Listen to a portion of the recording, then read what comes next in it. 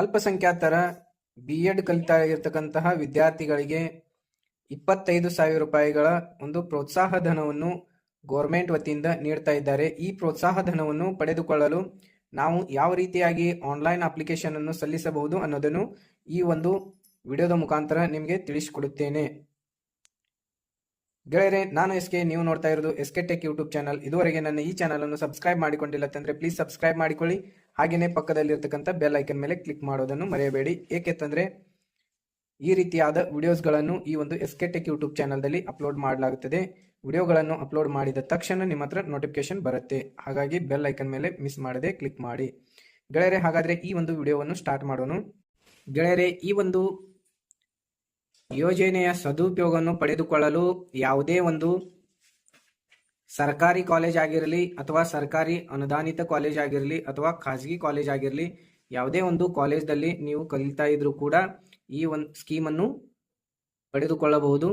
ಗೆಳೆಯರೆ, ಈ ಒಂದು ಸ್ಕೀಮನ್ನು ಪಡೆದುಕೊಳ್ಳಲು ಕ್ರಿಶ್ಚಿಯನ್, ಮುಸ್ಲಿಂ, ಜೈನ್, ಸಿಖ್ ಮತ್ತು ಪಾರ್ಸಿ ಒಂದು ಕೆಟಗರಿಯ ವಿದ್ಯಾರ್ಥಿಗಳಿಗೆ ಸೌಲಭ್ಯವನ್ನು ಪಡೆದುಕೊಳ್ಳಲು ಬರುತ್ತೆ. ಹಾಗಾಗಿ ಈ ಒಂದು ಸವಲತ್ತನ್ನು ಯಾವ ರೀತಿಯಾಗಿ ಪಡೆದುಕೊಳ್ಳಬಹುದು ಅನ್ನೋದನ್ನು ನಾನು ನನ್ನ ಲ್ಯಾಪ್ಟಾಪ್ದಲ್ಲಿ ಇರತಕ್ಕಂಥ ಸ್ಕ್ರೀನ್ ಅನ್ನು ಶೇರ್ ಮಾಡಿ ನಿಮಗೆ ಆನ್ಲೈನ್ ಮುಖಾಂತರ ಯಾವ ರೀತಿಯಾಗಿ ನಾವು ಇದಕ್ಕೆ ಅರ್ಜಿಯನ್ನು ಸಲ್ಲಿಸಬಹುದು ಅನ್ನೋದನ್ನು ತಿಳಿಸಿಕೊಡುತ್ತೇನೆ. ಈ ವಿಡಿಯೋವನ್ನು ಎಂಡ್ವರೆಗೆ ನೋಡಿ. ಎಂಡ್ವರೆಗೆ ನೋಡಿದಾಗ ಮಾತ್ರ ನಿಮಗೆ ಗೊತ್ತಾಗುತ್ತೆ. ಗೆಳೆಯರೆ, ನಾನು ನನ್ನ ಲ್ಯಾಪ್ಟಾಪ್ ಸ್ಕ್ರೀನ್ ಅನ್ನು ನಿಮ್ಮ ಮುಂದೆ ಶೇರ್ ಮಾಡ್ತಾ ಇದ್ದೀನಿ. ಎಸ್ ಗೆಳೆಯರೆ, ಈ ರೀತಿ ಸ್ಕ್ರೀನ್ ಅನ್ನು ನಿಮ್ಮ ಮುಂದೆ ಶೇರ್ ಮಾಡಿದ್ದೇನೆ. ಆ ನಂತರ ಇಲ್ಲಿ ನೋಡಿ ಗೂಗಲ್ ಕ್ರೋಮ್ ಬ್ರೌಸರ್ ಓಪನ್ ಮಾಡಿಕೊಳ್ಳಿ. ಓಪನ್ ಆದ ನಂತರ ಈ ರೀತಿಯಾಗಿ ನೋಡಿ ನ್ಯೂ ಟ್ಯಾಬ್ ಅನ್ನು ಓಪನ್ ಮಾಡ್ತಾ ಇದ್ದೇನೆ. ಇಲ್ಲಿ ಸೇವಾ ಸಿಂಧು ಅಂತೇಳಿ ಟೈಪ್ ಮಾಡಿ. ಸೇವಾ ಸಿಂಧು ಅಂತೇಳಿ ಟೈಪ್ ಮಾಡಿದ ನಂತರ ಈ ತರ ಲಾಗಿನ್ ಪೇಜ್ ಬರುತ್ತೆ. ಈ ಲಿಂಕ್ ಅನ್ನು ಕೂಡ ಈ ಒಂದು ವಿಡಿಯೋದ ಡಿಸ್ಕ್ರಿಪ್ಷನ್ ಬಾಕ್ಸ್ ದಲ್ಲಿ ಕೊಟ್ಟಿದ್ದೇನೆ. ಡೈರೆಕ್ಟ್ ಆಗಿ ಕೂಡ ನೀವು ಅಲ್ಲಿಂದ ಲಾಗಿನ್ ಅನ್ನು ಮಾಡ್ಲಿಕ್ಕೆ ಬರುತ್ತೆ. ಆ ನಂತರ ಇಲ್ಲಿ ನೋಡಿ ಇಮೇಲ್ ಐಡಿ, ಮೊಬೈಲ್ ನಂಬರ್ ಕೇಳ್ತಾ ಇದೆ. ಇಲ್ಲಿ ನಿಮ್ದೊಂದು ಇಮೇಲ್ ಐಡಿ ಅಥವಾ ಮೊಬೈಲ್ ನಂಬರ್ ಎಂಟರ್ ಮಾಡಿ. ಆ ನಂತರ ಇಲ್ಲಿ ಪಾಸ್ವರ್ಡ್ ಕೇಳುತ್ತೆ. ಪಾಸ್ವರ್ಡ್ ಅನ್ನು ಎಂಟರ್ ಮಾಡಿಕೊಂಡು ಈ ಕ್ಯಾಪ್ಚಾ ಕೋಡ್ ಅನ್ನು ಇಲ್ಲಿ ಹಾಕಿಕೊಂಡು ನೀವು ಸಬ್ಮಿಟ್ ಬಟನ್ ಮೇಲೆ ಕ್ಲಿಕ್ ಮಾಡಿದಾಗ ಈ ಒಂದು ಪೋರ್ಟಲ್ಗೆ ಲಾಗಿನ್ ಆಗುತ್ತೆ. ಈ ಒಂದು ಲಾಗಿನ್ ಮತ್ತು ಪಾಸ್ವರ್ಡ್ ಅನ್ನು ಪಡೆದುಕೊಳ್ಳಬೇಕಾದ್ರೆ ಈ ಒಂದು ವೆಬ್ಸೈಟ್ಗೆ ನೀವು ರಿಜಿಸ್ಟರ್ ಆಗಬೇಕಾಗುತ್ತೆ. ಆ ರಿಜಿಸ್ಟರ್ ಅನ್ನು ನಾವು ಇಲ್ಲಿ ನೋಡಿ ನ್ಯೂ ಯೂಸರ್ ರಿಜಿಸ್ಟ್ರೇಷನ್ ಅಂತ ಹೇಳಿದೆ, ಇಲ್ಲಿಂದ ರಿಜಿಸ್ಟ್ರೇಷನ್ ಮಾಡಬಹುದು. ಗೆಳೆಯರೆ, ಈ ಒಂದು ರಿಜಿಸ್ಟ್ರೇಷನ್ ಮಾಡುವ ಪ್ರೊಸೆಸ್ ಕೂಡ ನಾನು ಬೇರೆ ಒಂದು ವಿಡಿಯೋದಲ್ಲಿ ತಿಳಿಸಿಕೊಟ್ಟಿದ್ದೇನೆ. ಹಾಗಾಗಿ ಆ ವಿಡಿಯೋ ಕೂಡ ನೀವು ಚೆಕ್ಔಟ್ ಮಾಡಿಕೊಂಡು ನೀವು ನ್ಯೂ ಯೂಸರ್ ಆಗಿ ರಿಜಿಸ್ಟ್ರೇಷನ್ ಕೂಡ ಮಾಡಿಕೊಳ್ಳಬಹುದು. ಗೆಳೆಯರೆ, ಈಗ ನಾನು ನನ್ನ ಲಾಗಿನ್ ಮತ್ತು ಪಾಸ್ವರ್ಡ್ ಅನ್ನು ಹಾಕಿಕೊಂಡು ನಾನು ಇಲ್ಲಿ ಲಾಗಿನ್ ಅನ್ನು ಆಗ್ತಾ ಇದ್ದೇನೆ.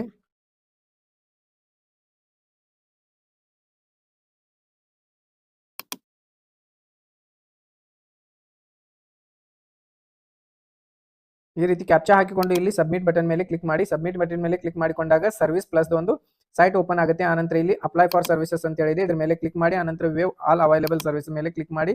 ಕ್ಲಿಕ್ ಮಾಡಿಕೊಂಡಾಗ ಇಲ್ಲಿ ಸರ್ಚ್ ಬಾಕ್ಸ್ ಓಪನ್ ಆಗುತ್ತೆ. ನೋಡಿ ಮೈನಾರಿಟಿ ಅಂತೇಳಿ ಇಲ್ಲಿ ಸರ್ಚ್ ಮಾಡಿ.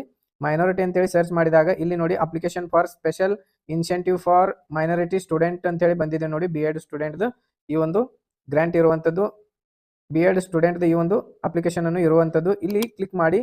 ಇದರ ಮೇಲೆ ಕ್ಲಿಕ್ ಮಾಡಿಕೊಂಡಾಗ ನಿಮಗೆ ಅಲ್ಪಸಂಖ್ಯಾತರ ಕಲ್ಯಾಣ ಇಲಾಖೆ ಬಿ.ಎಡ್ ವ್ಯಾಸಂಗ ಮಾಡುತ್ತಿರುವ ಅಲ್ಪಸಂಖ್ಯಾತರ ವಿದ್ಯಾರ್ಥಿಗಳಿಗೆ ವಿಶೇಷ ಪ್ರೋತ್ಸಾಹಧನಕ್ಕಾಗಿ ಅರ್ಜಿ ಅಂತೇಳಿ ಇಲ್ಲಿ ಓಪನ್ ಆಗಿದೆ. ನೋಡಿ ಈ ರೀತಿಯಾಗಿ ಓಪನ್ ಆಗಿದೆ. ಇಲ್ಲಿ ನಾನು ಡೆಮೋಗೋಸ್ಕರ ನಿಮ್ಗೆ ಒಂದು ಹೆಸರು ಟೈಪ್ ಮಾಡಿ ತೋರಿಸ್ತಾ ಇದ್ದೇನೆ.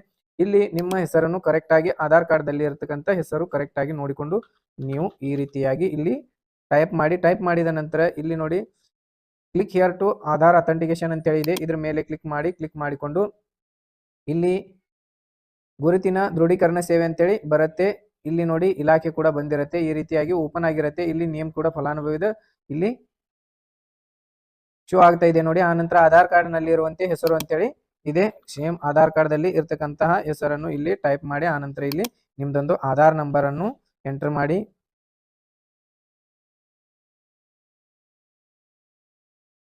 ಆನಂತರ ಇಲ್ಲಿ ನೋಡಿ ಟರ್ಮ್ಸ್ ಕಂಡೀಷನ್ಸ್ ಇದೆ, ಇದ್ರ ಮೇಲೆ ಟಿಕ್ ಮಾರ್ಕ್ ಮಾಡಿ. ಆನಂತರ ಸಬ್ಮಿಟ್ ಬಟನ್ ಮೇಲೆ ಕ್ಲಿಕ್ ಮಾಡಿ.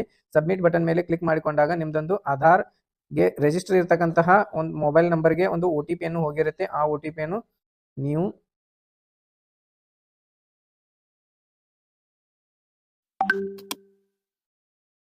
ಗೆಳೆಯರೆ ಇಲ್ಲಿ ನೋಡಿ ಇಷ್ಟು ಪ್ರೊಸೆಸ್ ಅನ್ನು ಆದ ನಂತರ ಇಲ್ಲಿ click here to get Aadhaar details once Aadhaar is verified successfully ಅಂತೇಳಿ ಇದ್ರ ಮೇಲೆ ಕ್ಲಿಕ್ ಮಾಡಿ. ಕ್ಲಿಕ್ ಮಾಡಿಕೊಂಡಾಗ ಈ ರೀತಿ ನಿಮ್ಮ ಡೀಟೇಲ್ಸ್ ಅನ್ನು ಡೈರೆಕ್ಟ್ ಆಗಿ ಫಿಲ್ ಆಗುತ್ತೆ. ಫಿಲ್ ಆದಾಗ ಇಲ್ಲಿ ಕೆಲವೊಂದಿಷ್ಟು ಅಡೆತಡೆಗಳನ್ನು ಬಂದಿದೆ. ಇದು ಎಡಿಟ್ ಮಾಡಲು ಕೂಡ ಬರುತ್ತೆ. ಇಲ್ಲಿ ಫಾದರ್ ನೇಮ್ ಅನ್ನು ಸರಿಯಾಗಿ ನೀವು ಎಂಟರ್ ಮಾಡಿ. ಆನಂತರ ಇಲ್ಲಿ ಮದರ್ ನೇಮ್ ಕೂಡ ಸರಿಯಾಗಿ ಎಂಟರ್ ಮಾಡಿಕೊಳ್ಳಿ. ಆನಂತರ ಇಲ್ಲಿ ಮೇಲ್ ಕರೆಕ್ಟಾಗಿ ತೊಗೊಂಡಿದೆ, ಡೇಟ್ ಆಫ್ ಬರ್ತ್ ಕೂಡ ಕರೆಕ್ಟಾಗಿ ತೊಗೊಂಡಿದೆ, ಆನಂತರ ಮೊಬೈಲ್ ಸಂಖ್ಯೆ ಕೂಡ ತೊಗೊಂಡಿದೆ. ಆನಂತರ ಇಲ್ಲಿ ನೀವು ವಿಕಲಚೇತನ ಆಗಿದ್ದಲ್ಲಿ ಇಲ್ಲಿ ಎಸ್ ಅಂತೇಳಿ ಟಿಕ್ ಮಾರ್ಕ್ ಮಾಡಿ, ಇಲ್ಲವಾದಲ್ಲಿ ನೋ ಅಂತೇಳಿ ಈ ರೀತಿ ಟಿಕ್ ಮಾರ್ಕ್ ಮಾಡಿ. ಆನಂತರ ಸ್ಟೂಡೆಂಟ್ ಫೋಟೋವನ್ನು ಈ ರೀತಿಯಾಗಿ ಆಧಾರ್ ಬೇಸ್ಡ್ ಫೋಟೋವನ್ನು ಕ್ಯಾಪ್ಚರ್ ಆಗುತ್ತೆ.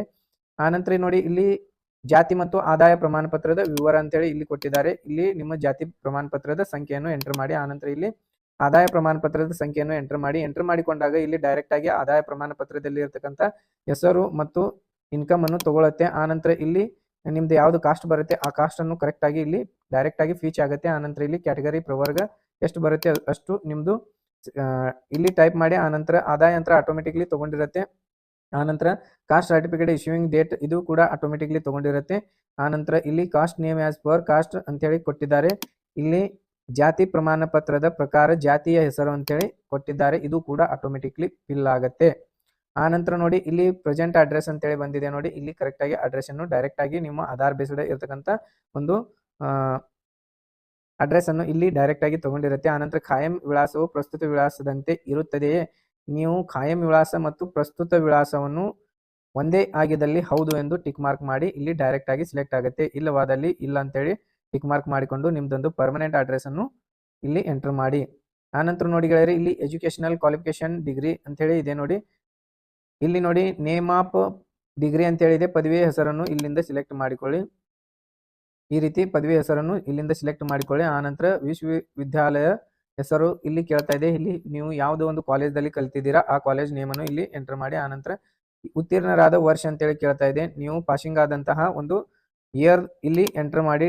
ಡೇಟ್ ಆ್ಯಂಡ್ ಇಯರ್ ಬರುತ್ತೆ, ಇಲ್ಲಿ ಎಂಟರ್ ಮಾಡಿಕೊಳ್ಳಿ. ಆನಂತರ ರಿಜಿಸ್ಟ್ರೇಷನ್ ನಂಬರ್ ಕೇಳ್ತಾ ಇದೆ. ನಿಮ್ಮ ನೋಂದಣಿ ಸಂಖ್ಯೆಯನ್ನು ಇಲ್ಲಿ ಎಂಟರ್ ಮಾಡಿ. ಆನಂತರ ಟೋಟಲ್ ಮಾರ್ಕ್ಸ್ ಒಟ್ಟು ಅಂಕಗಳು ಕೇಳ್ತಾ ಇದ್ದಾರೆ. ಇಲ್ಲಿ ಒಟ್ಟು ಅಂಕಗಳನ್ನು ಇಲ್ಲಿ ಎಂಟರ್ ಮಾಡಿ. ಆನಂತರ ಒಟ್ಟು ಪಡೆದ ಅಂಕಗಳು ಇಲ್ಲಿ ಎಂಟರ್ ಮಾಡಿ. ಆನಂತರ ಇಲ್ಲಿ ಡೈರೆಕ್ಟ್ ಆಗಿ ಇಲ್ಲಿ ನಿಮ್ದೊಂದು ಶೇಕಡಾವಾರನ್ನು ತಗೊಳುತ್ತೆ. ಅದಾದ ನಂತರ ಇಲ್ಲಿ ಕಾಲೇಜ್ ಡಿಸ್ಟ್ರಿಕ್ಟ್ ಅಂತೇಳಿ ಕೇಳ್ತಾ ಇದೆ. ಯಾವ ಒಂದು ಕಾಲೇಜಲ್ಲಿ ನೀವು ಕಲ್ತಿದ್ದೀರಾ ಅನ್ನೋದು ಇಲ್ಲಿಂದ ನಿಮ್ಮ ಕಾಲೇಜಿನ ಡಿಸ್ಟ್ರಿಕ್ಟ್ ಅನ್ನು ಇಲ್ಲಿಂದ ಸಿಲೆಕ್ಟ್ ಮಾಡಿ. ಆನಂತರ ಪ್ರವೇಶ ಪಡೆದಿರುವ ಕೋರ್ಸ್ನ ಹೆಸರು ಅಂತೇಳಿ ಕೇಳ್ತಾ ಇದೆ. ಇಲ್ಲಿ ಟಿಕ್ ಮಾರ್ಕ್ ಮಾಡಿಕೊಂಡು B.Ed ಅಂತೇಳಿ ಸಿಲೆಕ್ಟ್ ಮಾಡಿಕೊಳ್ಳಿ. ಆನಂತರ ಇಲ್ಲಿ ವಿಶ್ವವಿದ್ಯಾನಿಲಯದ ಹೆಸರು ಮತ್ತು ಪೂರ್ಣ ವಿಳಾಸ, ಎಲ್ಲಿ ಅಡ್ಮಿಷನ್ ತಗೊಂಡಿದ್ದೀರಾ ಆ ಒಂದು ವಿಶ್ವವಿದ್ಯಾಲಯದ ಒಂದು ಹೆಸರು ಮತ್ತು ವಿಳಾಸವನ್ನು ಇಲ್ಲಿ ಎಂಟರ್ ಮಾಡಿ. ಆನಂತರ ಕಾಲೇಜಿನ ಹೆಸರು ಮತ್ತು ಪೂರ್ಣ ವಿಳಾಸ ಅಂತೇಳಿ ಕೇಳ್ತಾ ಇದೆ. ಮತ್ತೆ ಇಲ್ಲಿ ಕಾಲೇಜಿನ ಹೆಸರು ಮತ್ತು ಪೂರ್ಣ ವಿಳಾಸವನ್ನು ಎಂಟರ್ ಮಾಡಿ. ಆನಂತರ ಇಲ್ಲಿ ಕೋರ್ಸ್ ಪ್ರವೇಶ ಪಡೆದಿರುವ ದಿನಾಂಕ ಅಂತೇಳಿ ಕೇಳ್ತಾ ಇದೆ. ಇಲ್ಲಿಂದ ಡೇಟ್ ಮತ್ತು ಇಯರ್ ಅನ್ನು ಸಿಲೆಕ್ಟ್ ಮಾಡಿಕೊಳ್ಳಿ. ಆನಂತರ ಕಾಲೇಜ್ ಇಮೇಲ್ ID ಕೇಳ್ತಾ ಇದೆ. ಇಲ್ಲಿ ಕಾಲೇಜ್ ಇಮೇಲ್ ID ಅನ್ನು ಇಲ್ಲಿ ಎಂಟರ್ ಮಾಡಿ. ಆನಂತರ ಕಾಲೇಜ್ ವೆಬ್ಸೈಟ್ ಇದ್ರೆ ಇಲ್ಲಿ ಕಾಲೇಜ್ ವೆಬ್ಸೈಟ್ ಅನ್ನು ಎಂಟರ್ ಮಾಡಿ. ಇವು ಯಾವುದು ನಿಮ್ಮ ಹತ್ರ ಇಲ್ಲ ಅಂತಂದ್ರೆ ಖಾಲಿ ಬಿಟ್ಬಿಡಿ. ಆನಂತರ ನೋಡಿ ಇಲ್ಲಿ ಮೇಲೆ ನೀಡಿರುವ ಎಲ್ಲಾ ವಿವರಗಳು ಸತ್ಯವಾಗಿರುತ್ತವೆ ಎಂದು ಘೋಷಿಸುತ್ತೇನೆ ಅಂತ ಹೇಳಿ ಒಂದು ಅಗ್ರಿಮೆಂಟ್ ಇದೆ. ಇಲ್ಲಿ ಆ ಅಗ್ರಿಮೆಂಟ್ ಮೇಲೆ ಕ್ಲಿಕ್ ಮಾಡಿ. ಕ್ಲಿಕ್ ಮಾಡಿದ ನಂತರ ಇಲ್ಲಿ ನೋಡಿ ಕ್ಯಾಪ್ಚಾ ಕೋಡ್ ಕೊಟ್ಟಿದ್ದಾರೆ. ಈ ಕ್ಯಾಪ್ಚಾ ಕೋಡ್ ಅನ್ನು ಇಲ್ಲಿ ಎಂಟರ್ ಮಾಡಿ. ಆನಂತರ ಸಬ್ಮಿಟ್ ಬಟನ್ ಮೇಲೆ ಕ್ಲಿಕ್ ಮಾಡಿ. ಆನಂತರ ಸಬ್ಮಿಟ್ ಬಟನ್ ಮೇಲೆ ಕ್ಲಿಕ್ ಮಾಡಿಕೊಂಡಾಗ ನಿಮಗೆ ಡಾಕ್ಯುಮೆಂಟ್ಸ್ ಅನ್ನು ಅಪ್ಲೋಡ್ ಮಾಡಲು ಆಪ್ಷನ್ ಅನ್ನು ಓಪನ್ ಆಗುತ್ತವೆ. ಆ ಒಂದು ಆಪ್ಷನ್ ಮುಖಾಂತರ ನೀವು ಗೆಳೆಯರೆ ಸಬ್ಮಿಟ್ ಬಟನ್ ಮೇಲೆ ಕ್ಲಿಕ್ ಮಾಡಿಕೊಂಡಾಗ ನಿಮಗೆ ಡಾಕ್ಯುಮೆಂಟ್ಸ್ ಅನ್ನು ಅಪ್ಲೋಡ್ ಮಾಡಲು ಸೈಟ್ ಓಪನ್ ಆಗುತ್ತೆ. ಅಲ್ಲಿಂದ ನೀವು ಡಾಕ್ಯುಮೆಂಟ್ಸ್ ಗಳನ್ನು ಅಪ್ಲೋಡ್ ಮಾಡಿ. ಆನಂತರ ಮತ್ತೆ ಸಬ್ಮಿಟ್ ಬಟನ್ ಕಾಣಿಸುತ್ತೆ. ಮತ್ತೆ ಸಬ್ಮಿಟ್ ಬಟನ್ ಮೇಲೆ ಕ್ಲಿಕ್ ಮಾಡಿಕೊಂಡಾಗ ನಿಮಗೆ ಅಕ್ನಾಲಜ್ಮೆಂಟ್ ಸ್ಲಿಪ್ ಬರುತ್ತೆ. ಆ ಅಕ್ನಾಲಜ್ಮೆಂಟ್ ಸ್ಲಿಪ್ ಅನ್ನು ತೆಗೆದುಕೊಂಡು ನಿಮ್ಮ ಹತ್ರ ಇಡಿ. ಗೆಳೆಯರೆ ಈ ಒಂದು ವಿಡಿಯೋವನ್ನು ಇಷ್ಟವಾದರೆ ಈ ಒಂದು ಚಾನಲ್ ಅನ್ನು ಸಬ್ಸ್ಕ್ರೈಬ್ ಮಾಡಿಕೊಳ್ಳಿ. ಹಾಗೆಯೇ ಪಕ್ಕದಲ್ಲಿರ್ತಕ್ಕಂಥ ಬೆಲ್ ಐಕನ್ ಮೇಲೆ ಕ್ಲಿಕ್ ಮಾಡಿ. ಹಾಗೆಯೇ ಗೆಳೆಯರೆ ನೀವೇನಾದರೂ ನಿಮ್ಮ ವೆಹಿಕಲ್ಗಳ ಇನ್ಶೂರೆನ್ಸ್ ಅನ್ನು ರಿನ್ಯೂವಲ್ ಮಾಡಿಕೊಳ್ಳಬೇಕಾದರೆ ನನ್ನನ್ನು ಸಂಪರ್ಕಿಸಬಹುದು.